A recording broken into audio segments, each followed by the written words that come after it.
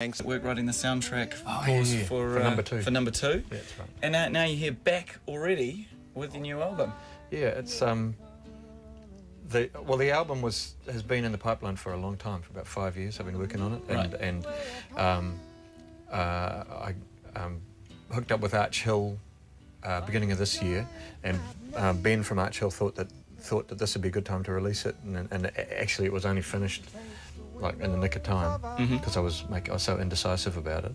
But having it come out now is really cool, and the fact that the number two soundtrack album's is still up there, still in the charts, is just amazing. I don't know how. We couldn't have planned it better. 5 years in the planning, you say, and it's evolved in that 5 years, hasn't it? Yeah, it was going to be when I first came back from England. The album that was in my mind was kind of quite folky, quite fragile little thing, and I was working with Sean Donnelly. Yep. And he was providing beats for me, and we did some stuff, did some shows just with the two of us, and then we pulled in Tatiana Lanchikova, who's an accordion player, right? And we did quite a lot of shows just with the three people, and it was all really quite small scale and quite gentle textures. But then when I started getting stuck into the work on the album, I just decided that it would be good to have a bigger range. Cool. And the wonderful Nika Moa. Yeah, she came and she sang a song. She didn't. That song's not on the album though. Oh right. But it's going to be on the next one. She came and sang.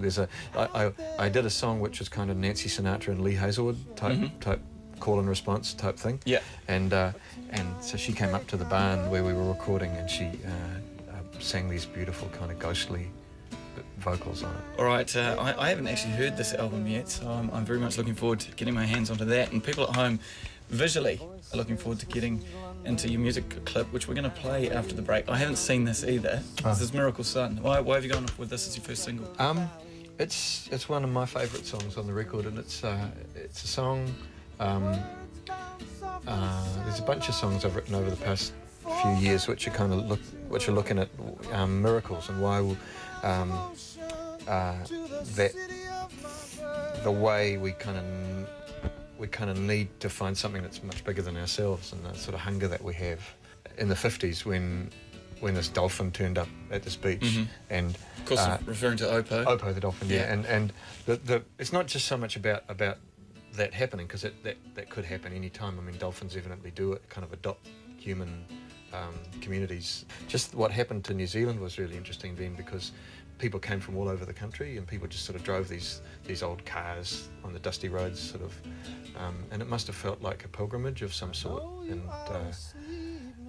I just was wanting to look at that and try and capture some of that in the song. What are we going to see in the video?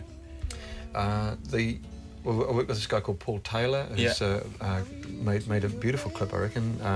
And his idea was just to keep it really simple and to use a lot of footage from the National Film Unit, because the National Film Unit made a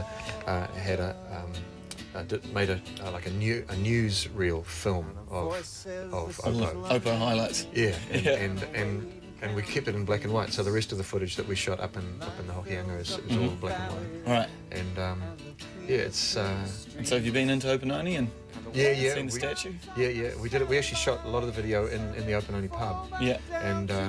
And we did a little free gig, and the locals turned up and just listened to us play the song.